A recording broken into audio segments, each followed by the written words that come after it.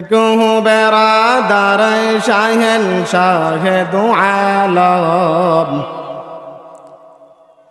आशिक हूँ बेरादर शहंशाह दो आलम मिश्को से ज्यादा मुबारक जिसका पसीना मिश्को से ज्यादा मुबारक जिसका पसीना ऐ मर्द खैरद तर्क मासी की जरूरत ऐ मर्द खैरद तर्क मासी की जरूरत एक आन में ऐ नबी दखला दे मदीना एक आन में ऐ नबी दखला दे मदीना আবুদুল্লাহ আমি আল্লাহ রাব্বুল আলামিনের ইবাদত করব আমি রব্বে কারীমের কেন ইবাদত করবা আল্লাহ রাব্বুল আলামিন বলেন ওয়া মা খালাকতুল জিন্না ওয়াল ইনসা ইল্লা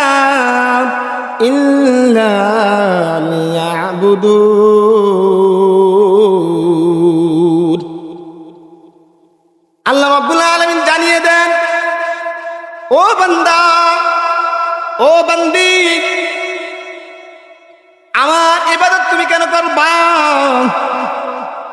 কারণ আমি রব্বে কারীম তোমাকে বানাইছি একমাত্র আমি রব্বে কারীমের ইবাদত করার জন্য আর কোনো উদ্দেশ্যে বানাই না দুনিয়ায় মানুষ যেই কোনো জিনিস বানায় একটা না একটা উদ্দেশ্য থাকে মাইক বানাইছে মানুষ যাতে করে দূর দূরান্ত থেকে আওয়াজ শুনতে পারে মাঠ বানায় খেলার জন্য মাঠ বানায় ঈদের নামাজ আদায় করার জন্য মসজিদ বানায় নামাজ আদায় করার জন্য মাদ্রাসা বানায় মাদ্রাসার মধ্যে লেখাপড়া করার জন্য রাস্তা বানায় রাস্তার মধ্যে দিয়ে মানুষে দূর দূরান্তে যাওয়ার জন্য আল্লাহ রাব্বুল আলামিন বলেন ও বান্দা আমি তোমাকে বানাইছি একমাত্র আমি রব্বে কারীমের ইবাদত করার জন্য তবে বান্দা শুনে রাখো এমন নয় যে আমি তোমাকে বানাইছি শুধু আমার ইবাদতে করবা আর কোনো কিছু করবা না বরং আমি রব্বে কারীম তোমার জন্য একটা সময় নির্ধারণ করে দিয়েছি ওই সময়টা হলো বান্দা তুমি যখন দোকানদারি ছেড়ে দিয়ে ও বান্দা তুমি যখন নামাজের মধ্যে আসলা ও বান্দা তুমি যখন চাকরি ছেড়ে দিয়ে বান্দা তুমি নামাজের মধ্যে আসলা ও বান্দা তুমি গাড়ি চালক যখন গাড়ি চালক ছেড়ে গাড়ি চালান ছেড়ে দিয়ে তুমি নামাজের মধ্যে আসলা ও বান্দা তুমি খেতে খামারের মধ্যে কাজ করো তুমি যখন খেতে খামারের কাজগুলো ছেড়ে দিয়ে বান্দা তুমি নামাজের মধ্যে আসলা নামাজের মধ্যে আসার পর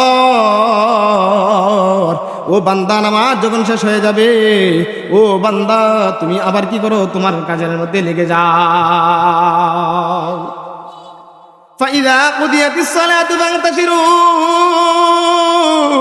في الأرض وابتغوا من فضل الله واذكروا الله كثيرا لعلكم تفلحون আল্লাহ রাব্বুল আলামিন জানিয়ে দেন ও বান্দা যখন তুমি কি করবা বাড়িতে যাইবা তোমার কাজকর্মের মধ্যে নামাজ আদায় করে চলে যাইবা তোমার ব্যবসা বাণিজ্যের মধ্যে নামাজ আদায় করে চলে যাইবা ও বান্দা যাওয়ার পর আমি রব্বে কারীমের অনুগ্রহ তালাশ করবা ও বান্দা এমন মনে করিও না যে তোমার ব্যবসায় তোমাকে চালাইবে ও বান্দা তুমি এমন মনে করিও না তোমার খেতি খামার তোমাকে চালাইবে ও বান্দা তুমি এমন মনে করিও না তোমার গাড়ি তোমাকে চালাইবে না না না না না বরং এগুলার মধ্যে গিয়ে ও বান্দা আমি রব্বে কারীমের অনুগ্রহ তালাশ করবা فانتشروا في الأرض وابتغوا من فضل الله واذكروا الله كثيرا لعلكم تفلحون আল্লাহ রাব্বুল আলামিন বলেন তারপরে তোমার জন্য প্রযোজ্য হলো বান্দা, ও বান্দা আমি রব্বে কারিমের বেশি বেশি জিকির করবা। তুমি কাজ করো, হাতে হাতে হাতে কাজ করো। ও বান্দা তুমি হাতে কাজ করতেছ, মুখে আমি রব্বে কারিমের নাম স্মরণ করবা। জিকির হক মুদ গজাই রুহেরা মরহামা মদ ঈদল মজরুহেরা। জিকির এমন একটা আমল, যারা আল্লাহওয়ালা, যারা আল্লাহর বান্দা, এই জিকিরের মাধ্যমে তাদের অন্তর বসন্ত লাভ করে। যারা আল্লাহ তাআলার বাস্তবিক পাগল, যারা আল্লাহ তাআলাকে খুব ভালোবাসে, তারা আল্লাহ তাআলার জিকিরের মধ্যে সর্বদাই লেগে রাখে। তারা আল্লাহ তাআলার জিকিরের মাধ্যমে তাদের জবানকে তারা সবসময় বিজা রাখে, ঠিক কিনা? আল্লাহ রাব্বুল আলামিন বলেন, ও বান্দা তুমি যখন বাড়িতে যাইবা, তখন তুমি যখন তোমার কাজের মধ্যে যাইবা, বান্দা যাই আমি রব্বুল আলামিনের অনুগ্রহ তালাশ করবা। আবার কাজকর্মের মধ্যে গিয়ে আমি রব্বে কারিমকে ভুলে গেলে হবে না, বরং আমি রব্বে কারিমকে বেশি বেশি স্মরণ করতে হবে। আমি রব্বে কারিমকে যদি বেশি বেশি স্মরণ করতে পারো, আল্লাহ রব্বুল আলামিন বলেন, তাহলে তুমি সফল কাম হইয়া যাইবা। বলেন না সুবহানাল্লাহ। তাহলে আল্লাহ রাব্বুল আলামিন বলেন, ও বান্দা ওয়াবুদুল্লাহ, তুমি আমি রব্বে কারিমের ইবাদত করো। আবু যর গিফারি রাদিয়াল্লাহু তাআলা আনহু, মুআজ ইবনে জাবাল রাদিয়াল্লাহু তাআলা আনহু আল্লাহর নবী সাল্লাল্লাহু আলাইহি ওয়াসাল্লামের বাহনের পিছনের মধ্যে রয়েছিলেন, বাহনের পিছনে রয়েছিলেন। আল্লাহর নবী সাল্লাল্লাহু আলাইহি ওয়াসাল্লাম মুআজ ইবনে জাবাল রাদিয়াল্লাহু তাআলা আনহুকে বললেন, ও মুআজ, বান্দার উপর আল্লাহ তাআলার কি হক রয়েছে জানো কি?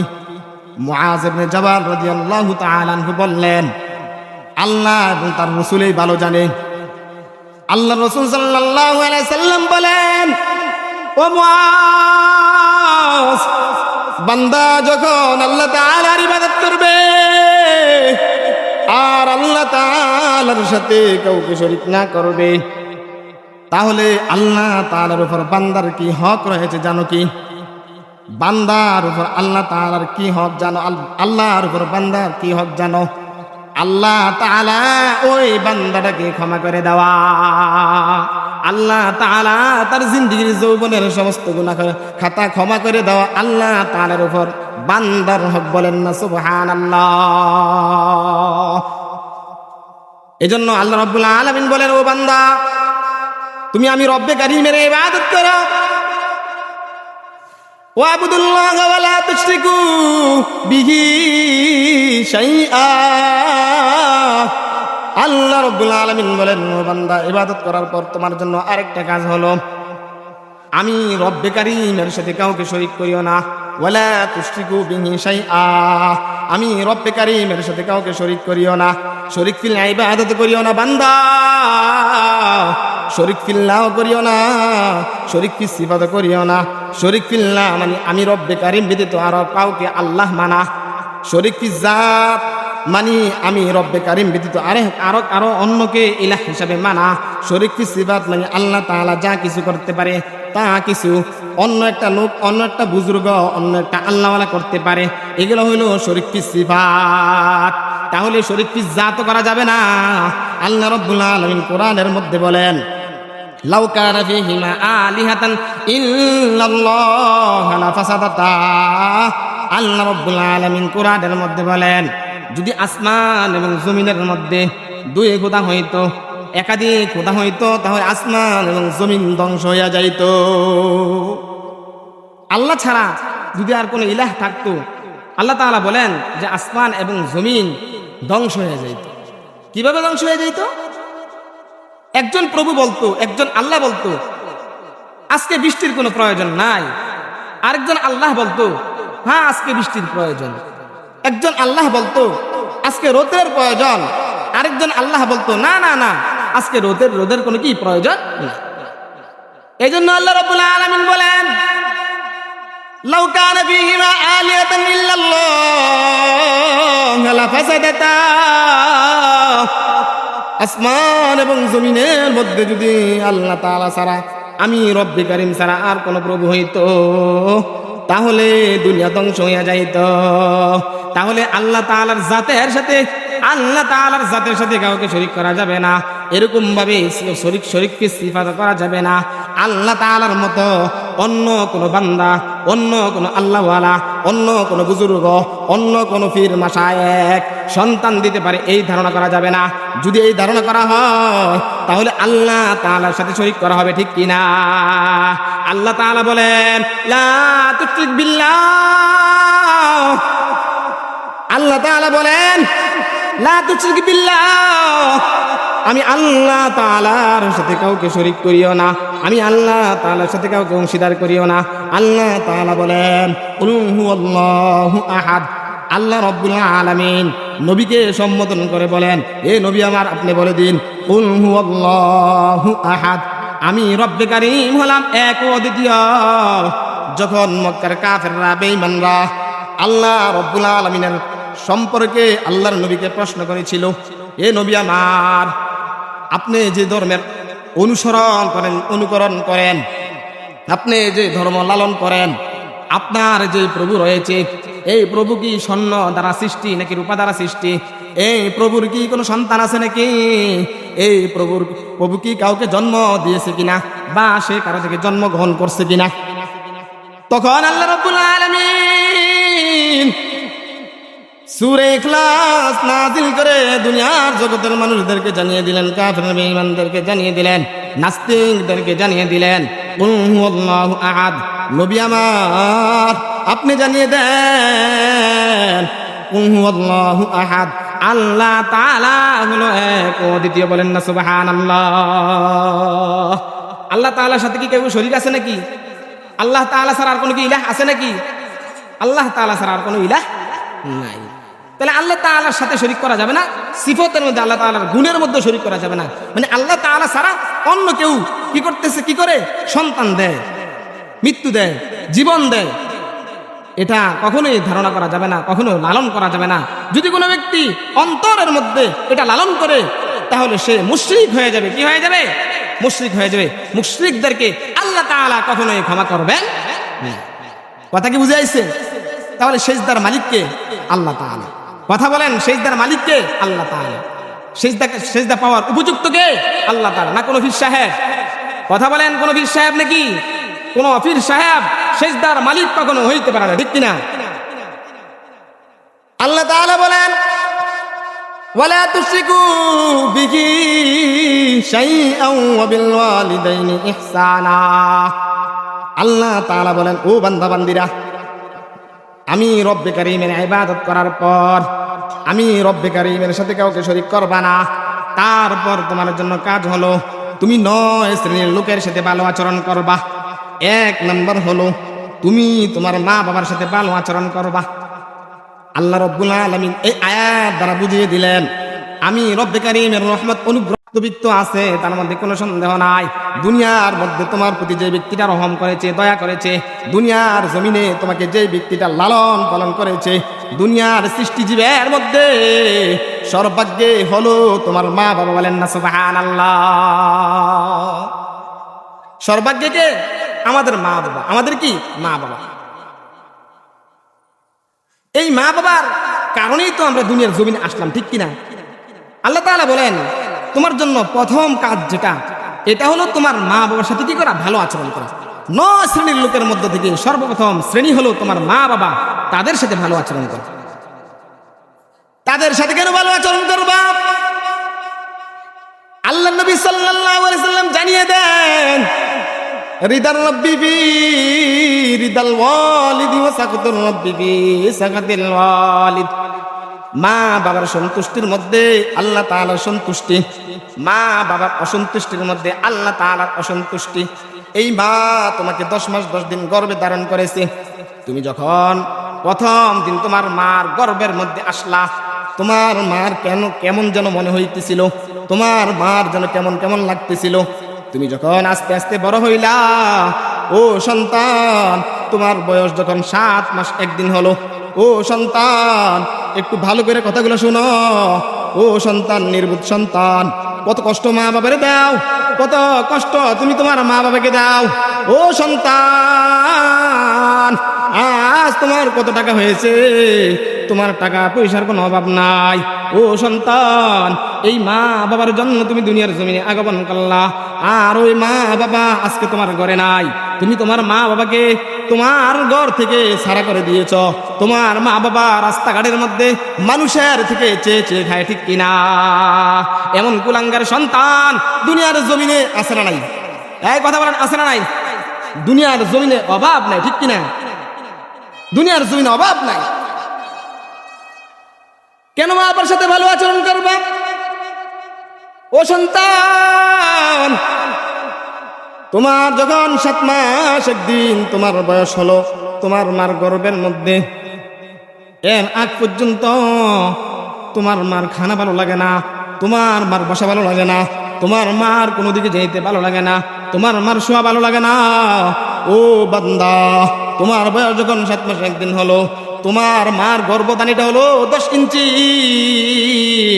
তোমার মার গর্ভধানীটা যখন পরিপূর্ণ হয়ে যায়, আল্লাহ রাব্বুল আলামিনের কাছে ফেরেশতারা বলে, ও আল্লাহ, সন্তানের মার গর্ভধানীটা ভরপুর হয়ে গেছে, এখন আর তো অনেক দিন বাকি রয়েছে, তার পা গুলা কোথায় দেব? তখন আল্লাহ রাব্বুল আলামিন বলেন, ও আমার ফেরেশতা, ওই সন্তানের পা গুলা আমার কলিজার নিচে দিয়া দাও। ওই সন্তানের পা গুলা কোথায় দিয়ে দাও? কলিজার নিচে দিয়ে দাও। মা 7 মাস 1 দিন উপরে দেওয়ার পর যখন সন্তানের পা গুলাকে আল্লাহ রাব্বুল আলামিনের আদেশে মার কলিজার নিচে দিয়ে দেওয়া হয়, মার কলিজাটা আস্তে আস্তে উপরের দিকে উঠতে থাকে। সন্তান বড় হয়, মার কলিজাটা আস্তে আস্তে উপরের দিকে উঠতে থাকে। এই সময় মার অনেক খারাপ লাগে, মার অনেক খারাপ লাগে, মার অনেক কষ্ট হয়, ঠিক কিনা? ও সন্তান, তুমি মার গর্ভের মধ্যে থাইকা 1টা 2টা 3টা 4টা 5টা 10টা লাথি নয়, 1000 2000 লাথি নয়। ও সন্তান, তুমি মার গর্ভে থাইকা 4500 মতো লাথি মারো। শেষ লাথিটা যখন তুমি মারো, শেষ লাথিটা মেরে যখন ও সন্তান তুমি দুনিয়ার জমিনে আগমন করো, দুনিয়ার জমিনে আগমন করার পর তোমার মা বেহুশ হয়ে পড়ে থাকে। 1 ঘন্টা 2 ঘন্টা নয়, এমনও দেখা যায় 1 দিন 2 দিন পরে তোমার মার হুঁশ আসে, ঠিক কিনা? আসে কি আসে না? তোমার মার যখন হুঁশ আসে, ও সন্তান, তোমাকে যখন তোমার মার কাছে নেওয়া হয়, তোমার মার হুঁশ আসার পর চাচিরা জেঠিরা অন্য অন্য লোকেরা অন্য অন্য মহিলারা বলে, না না না, এই সন্তানকে মার কাছে নেওয়া যাবে না, এই সন্তান মাকে অনেক কষ্ট দিয়েছে। তখন মা একটা হাসি দিয়ে বলে, না না না না না, ওই সন্তান আমাকে কোনো কষ্ট দেয় না। ওই সন্তানকে বুকে জড়াইয়া দইরা ওই যে 4500 লাথি মা খেয়েছিল, ওই যে গর্ভধারণ কইরা কষ্ট পেয়েছিল, মা সন্তানের মুখ দেখা ওই সমস্ত কষ্ট গুলা বুইলা যায়, ঠিক কিনা? খেদমতে মা দর পে দর কুন সুবহ শাম, তাকে বাসি দর্দ আলম নে কে নাম। খেদমতে মা দর পে দর কুন ইখতিয়ার, তাকে বাসি দর্দ আলম বখতিয়ার। তাহলে এই মাকে কষ্ট দিবেন না দিতেন না? কথা বলেন, এই মাকে কি কষ্ট দিবেন না দিতেন না? এমনও সন্তান দেখা যায় জায়গা জমিনের জের ধরে বাবার কবর গুলাকে গুটিয়ে বাবাকে আবার তুলে ফেলে, মাকে তুলে ফেলে, ঠিক কিনা? এমন কুলাঙ্গার সন্তান দুনিয়ার জমিনে আছে না নাই? আছে।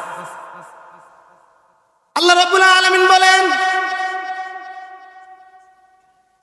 ওয়া বিল ওয়ালিদাইনি ইহসানা, তোমরা তোমাদের মা বাবার সাথে ভালো আচরণ করো। আল্লাহ রাব্বুল আলামিন কেন মা বাবার সাথে ভালো আচরণ করার কথা বলেছেন? কারণ আল্লাহ তাআলার অনুগ্রহের পর মা বাবার দুনিয়ার জমিনে অনুগ্রহ রয়েছে, ঠিক কিনা?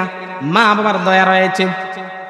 আল্লাহ রাব্বুল আলামিন বলেন, ওয়াকাদা রাব্বুকা আল্লা তা'বুদু ইল্লা ইয়্যাহু ওয়া বিল ওয়ালিদাইনি ইহসানা ইম্মা ইয়াবলুগান্না ইনদাকাল কিবারা আহাদুহুমা আও কিলাহুমা ফালা তাকুল লাহুমা উফফিন ওয়ালা তানহারহুমা ওয়াকুল লাহুমা কওলান কারীমা। আল্লাহ তাআলা জানিয়ে দেন, আমি রব্বে কারীম নির্ধারণ করেছি একমাত্র আমি রব্বে কারীমের ইবাদত করবা। ওয়াকাদা রাব্বুকা আল্লা তা'বুদু ইল্লা ইয়্যাহু ওয়া বিল ওয়ালিদাইনি ইহসানা। আর তোমরা কি করবা? তোমাদের মা বাবার সাথে ভালো আচরণ করবা।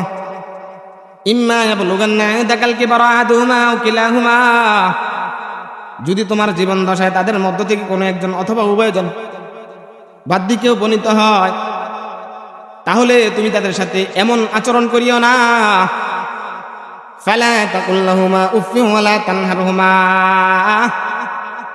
যে তারা তোমার আচরণে শব্দ বলতে বাধ্য হয়, বরং ওয়ালা তাকুল লাহুমা কওলান কারীমা,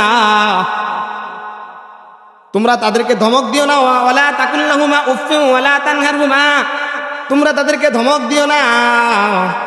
ওয়াকুল লাহুমা কওলান কারীমা, বরং সঙ্গত কথা তাদের সাথে বলো, ভালো আচরণ করো। তুমি এমন ব্যবহার করিও না, তুমি এমন আচরণ করিও না, এমন ব্যবহার করিও না, তোমার ব্যবহারের কারণে তোমার মা শব্দ বলতে বাধ্য হয়। তাহলে এই আয়াত দ্বারা বোঝা গেল যে মা বাবার সাথে সর্বদা ভালো আচরণ করতে হবে। বৃদ্ধ হইলেও ভালো আচরণ করতে হবে, যুবক হইলেও ভালো আচরণ করতে হবে, ঠিক কিনা? আমরা তো মা বাবার সাথে ভালো আচরণ করি না। যদি কোনো ব্যক্তি 5টা কাজ করতে পারে, তাহলে মা বাবা মৃত্যুবরণ করার পরেও তার খেদমত হয়ে যায়। 1 নাম্বার হলো মা বাবার জন্য দোয়া করা, যে দোয়া রব্বে কারীম শিক্ষা দিয়েছেন।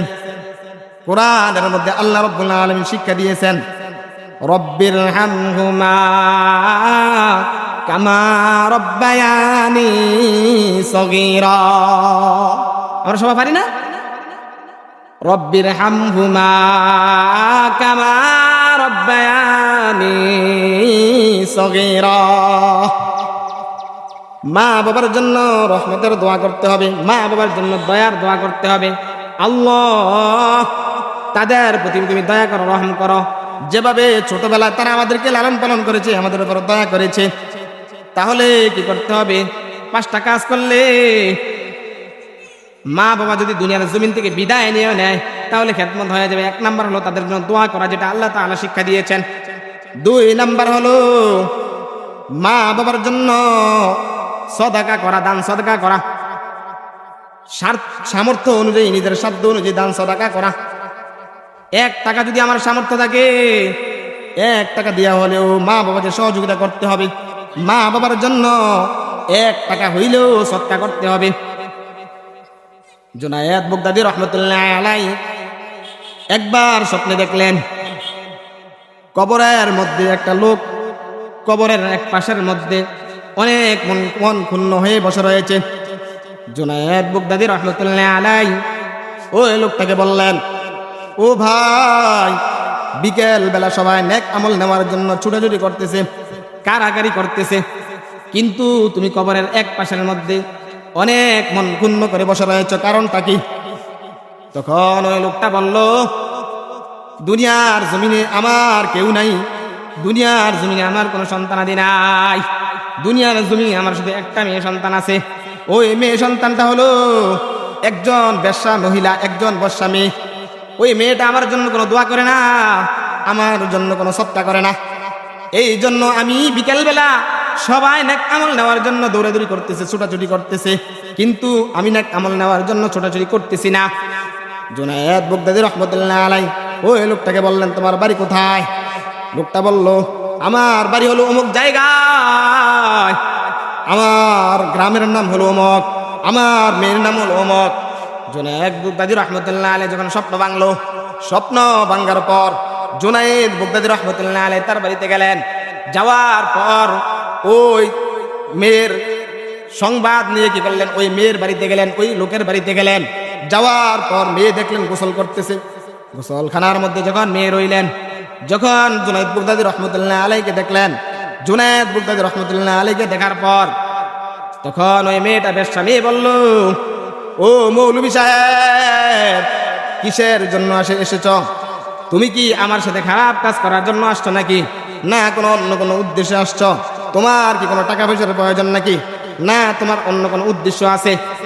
জুনায়েদ বাগদাদী রহমতুল্লাহ আলাইহি ওই বেশ্যা মহিলাকে বলল, না মা না, আমি তোমার সাথে খারাপ কাজ করার জন্য আসি না মা। তোমার বাবা কবরের মধ্যে অনেক কষ্টে আছে, ও মা তোমার বাবার জন্য কিছু সৎকার করো, তোমার বাবাকে কিছু দান করো। তোমার বাবার জন্য যদি সৎকার করতে পারো, তোমার বাবা কবরের মধ্যে শান্তিতে থাকবে। ওই বেশ্যা মহিলা গোসলখানা থেকে এক চুল্লি পানি নিয়ে এভাবে ছুটে মারলেন জুনায়েদ বাগদাদী রহমতুল্লাহ আলাইহির দিকে। জুনায়েদ বাগদাদী রহমতুল্লাহ আলাইহি মন ক্ষুণ্ণ হয়ে ওই মহিলার বাড়ি থেকে ফিরে আসলেন। আসার পর রাত্রে যখন ঘুমাইলেন, ঘুমানোর পর দেখলেন ওই ব্যক্তিটা অনেক হাসি উজ্জ্বল দেখা যাইতেছে। ওই ব্যক্তিটাকে অনেক হাসি উজ্জ্বল দেখা যাইতেছে। তখন জুনায়েদ বাগদাদী রহমতুল্লাহ আলাইহি বললেন, ও ভাই, গতকালকে তো তোমাকে দেখলাম অনেক মন ক্ষুণ্ণ অবস্থায়, কিন্তু আজকে তো তোমাকে দেখতেছি মনটা অনেক ভালো, কারণটা কি?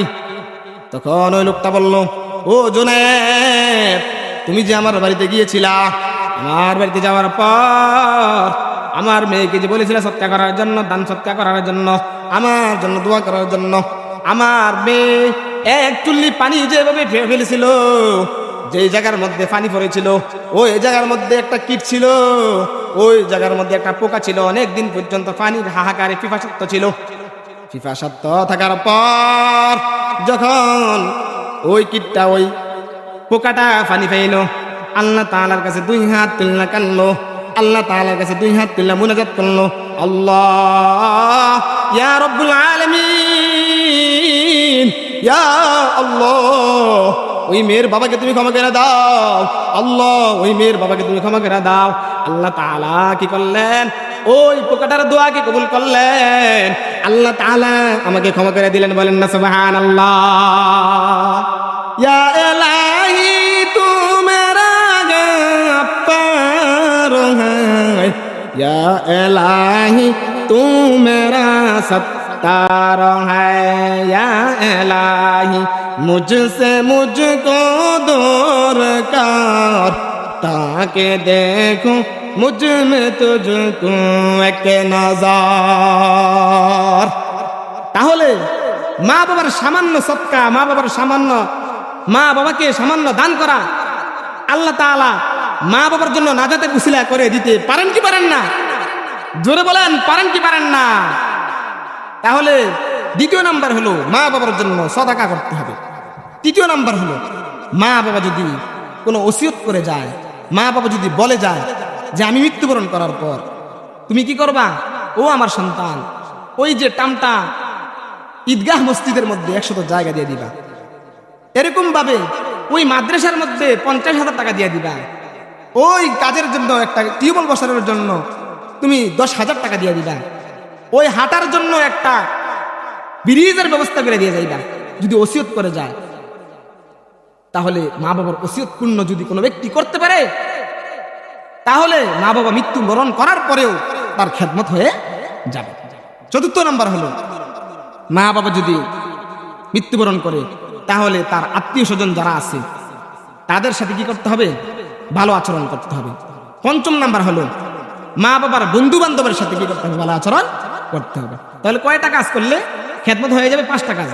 1 নাম্বার হলো মা বাবার জন্য দোয়া করতে হবে, 2 নাম্বার হলো মা বাবার জন্য সদা করতে হবে, 3 নাম্বার হলো মা বাবা যে ওসিয়ত করে গেছে ওসিয়ত পূর্ণ করতে হবে, বা ওয়াদা করে গেছে ওয়াদা পূর্ণ করতে হবে, 4 নাম্বার হলো মা বাবার আত্মীয় স্বজন যারা আছে, আপনার অন্য অন্য যেগুলো আছে, আমার আপনার খালা খালু বা অন্য যারা আছে, নানা নানি যারা আছে, তাদের সাথে ভালো আচরণ করতে হবে।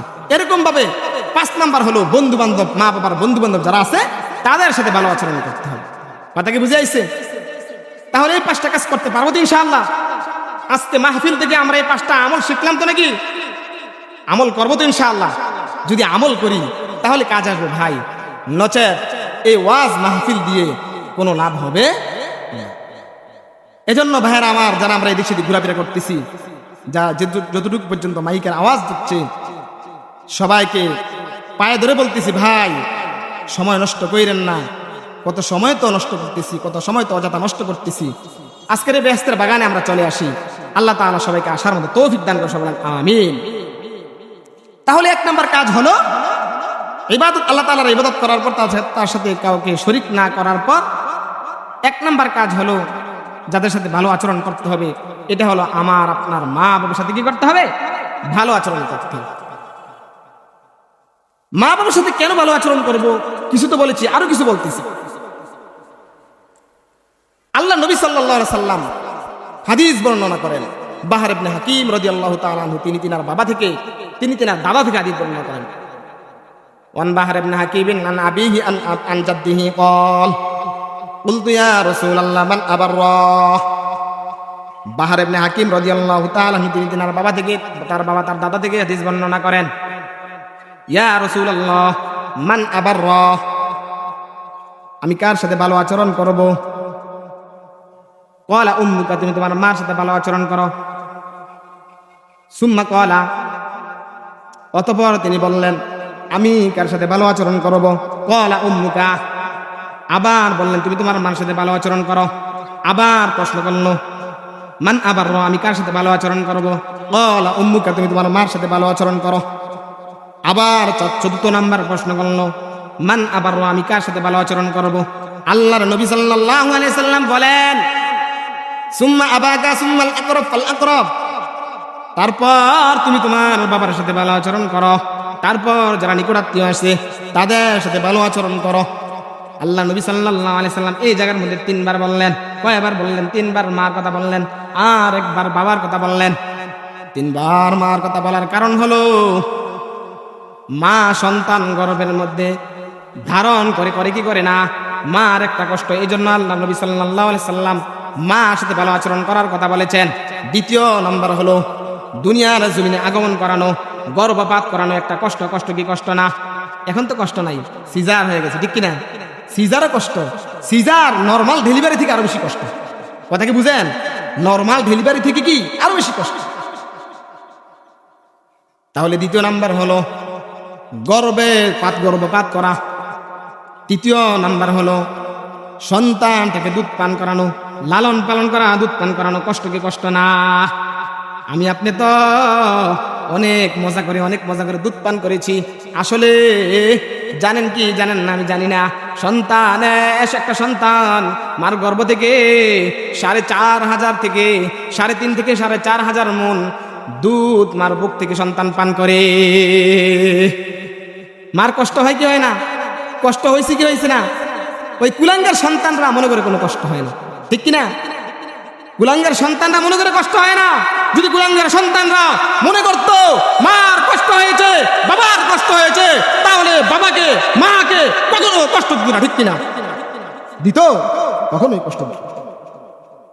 এই মা অনেক কষ্ট করে আমাদেরকে লালন পালন করেছে, দুধ পান করিয়েছে, অনেক কষ্ট করে আমাদেরকে দুনিয়ার জমিনে আগমন করাইছে। কিন্তু আমরা এই মা বাবার কি কষ্ট বুঝি না। তারপর আল্লাহ রাব্বুল আলামিন বলেন, ওয়াবিল ওয়ালিদাইনি ইহসানাও ওয়া বিযিল কুরবা, তোমরা তোমাদের আত্মীয় স্বজনদের সাথে ভালো আচরণ করো, তাদের হকগুলো সঠিকভাবে তাদেরকে দিয়ে দাও, তাদের পাওনাগুলা তাদেরকে সঠিকভাবে দিয়ে দাও।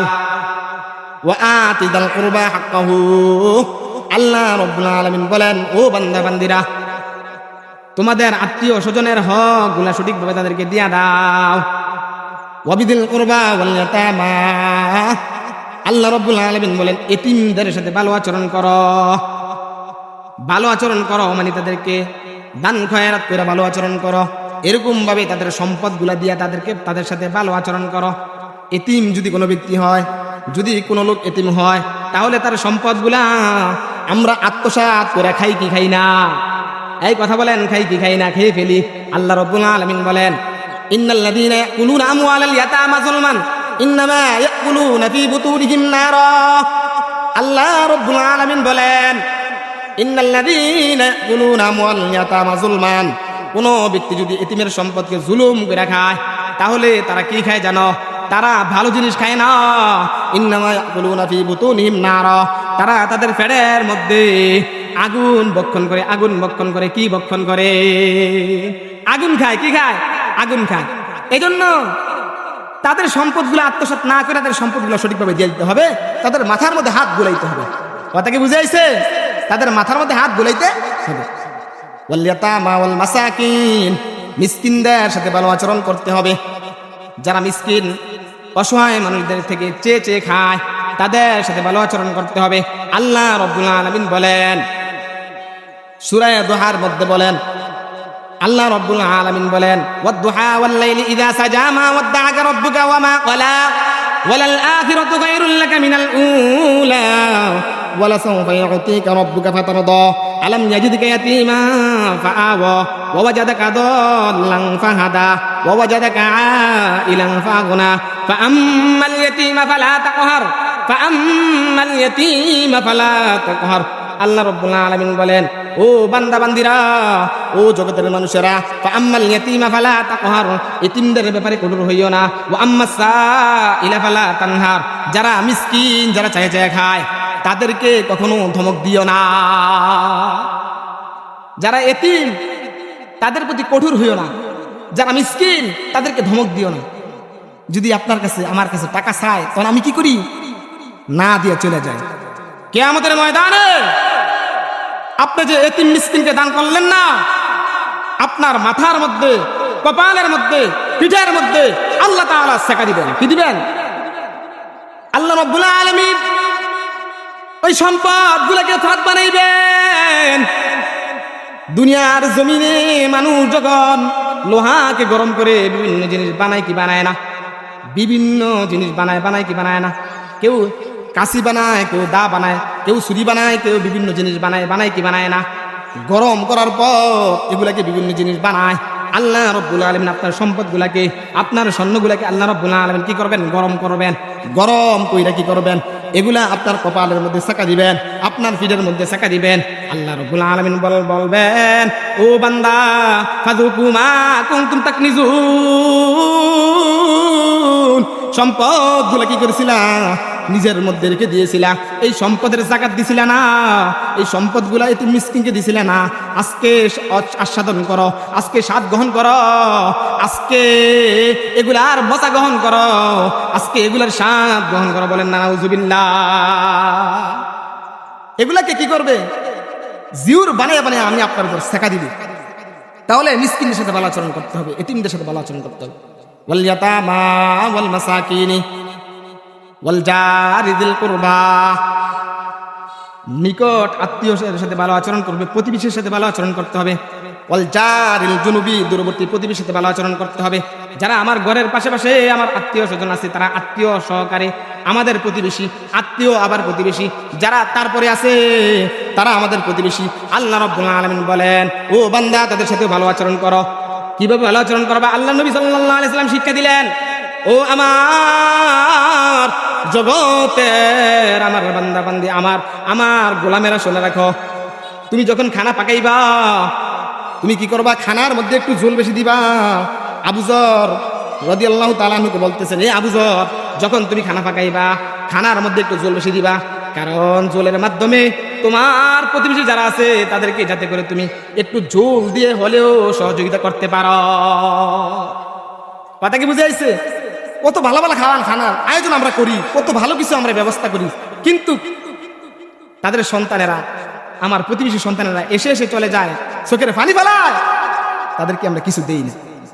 এজন্য নিকট প্রতিবেশী তাদের সাথে ভালো আচরণ করবে, দূর প্রতিবেশী তাদের সাথে কি ভালো আচরণ করতে হবে। ওয়াল জারিল জুনুবি ওয়াস সাহিবি বিল জামবি, বন্ধু বান্ধবের সাথে ভালো আচরণ করো, সাথী বর্গের সাথে ভালো আচরণ করো। মুফাসসিরিনে কেরামে আয়াতের তাফসীরের মধ্যে বলেন, যারা তোমার ব্যবসার মধ্যে তোমার সাথে থাকে তাদের সাথে ভালো আচরণ করো। যারা গাড়ির মধ্যে থাকে, তুমি গাড়ির মধ্যে এক সিটের মধ্যে তোমার ভাই আরেক ভাই বসে রয়েছে, তাদের সাথে ভালো আচরণ করো। এরকম ভাবে প্লেনের মধ্যে, হেলিকপ্টারের মধ্যে, এরকম ভাবে রেলের মধ্যে তোমার সাথে আরেকজন ভাই বসছে, তুমি তার সাথে ভালো আচরণ করো। তোমার ফানের ফিস্তিগুলা তাদের দিকে ফালাইও না। তুমি সিগারেট খাও, বিড়ি খাও, গাঞ্জা খাও, তোমার সিগারেটের দুয়া, তোমার গাঞ্জার দুয়া তাদের দিকে ফালাইও না। এরকম ভাবে তার সাথে ভালো আচরণ করো। তুমি তোমার জায়গা যতটুকু আছে অতটুকু ব্যবহার করো, আর তার থেকে বেশি ব্যবহার করিও না। তোমার জায়গার দরকার ছিল 1 হাত, তুমি 2 হাত ব্যবহার করিও না। আমরা করতেছি কি করতেছি না? গাড়ির মধ্যে জায়গা পাইলে একেবারে সরাইয়া কি করে বসে থাকি, বসি কি বসি না? তাহলে তারা আমার বন্ধু বান্ধব। ব্যবসার বাণিজ্যের ক্ষেত্রে তুমি তোমার সাথে সে আসছে, চাকরির খাতিরে তোমার সাথে সে আসছে, তোমার সাথে তোমার সহকর্মী, তুমি চাকরি করো, সহকারী শিক্ষক হিসেবে তোমার সাথে আছে, তুমি তার সাথে কি করো? ভালো আচরণ করো। ওয়াসসাহিবিল জামবি ওয়াবনিস সাবিল, মুসাফির যারা আছে তাদের সাথে ভালো আচরণ করো। আল্লাহ রাব্বুল আলামিন তারপরে শেষে বলতেছেন, ওয়ামা মালাকাত আইমানুকুম, তোমার দাস দাসীর সাথে ভালো আচরণ করো। দাস দাসী মানে তোমার দোকানের কর্মচারী যারা আছে তাদের সাথে ভালো আচরণ করো। তোমার গৃহকর্মী যারা আছে তাদের সাথে ভালো আচরণ করো। তাদের পাওনা তাদেরকে সঠিকভাবে দিয়ে দাও, তাদের মাসিক বেতন সঠিকভাবে দিয়ে দাও। তাদের যতটুকু ডিউটি করার দরকার অতটুকু ডিউটির মধ্যে রাখো। 1 ঘন্টা ডিউটি করার দরকার 5 ঘন্টা ডিউটি করাইও না। 2 ঘন্টা ডিউটি করার দরকার 6 ঘন্টা ডিউটি করাইও না। রাত্রে ডিউটি করার দরকার দিনে ডিউটি করাইও না। দিনে ডিউটি করার দরকার রাত্রে ডিউটি করাইও না। যদি ডিউটি বেশি করাও তাহলে তার মায়না সঠিকভাবে তাকে দিয়ে দাও। আল্লাহ রাব্বুল আলামিন শেষে বলতেছেন, ইন্নাল্লাহা লা ইউহিব্বু মান কানা মুখতালান ফাকুরা। এই যে 9 শ্রেণীর লোকের সাথে কারা ভালো আচরণ করবে, আল্লাহ রাব্বুল আলামিন বলেন, যারা গাম্ভীর্য নয়, যারা অহংকারী নয়, তারাই ভালো আচরণ করবে। যারা অহংকারী তারা কখনোই ভালো আচরণ করবে না। আল্লাহ তাআলার ইবাদত সঠিকভাবে আদায় করে, আল্লাহ তাআলার সাথে আমরা কাউকে শরীক না করে এই 9 শ্রেণীর লোকের সাথে আমাদের সবাইকে ভালো আচরণ করার তৌফিক দান করুন। আমিন।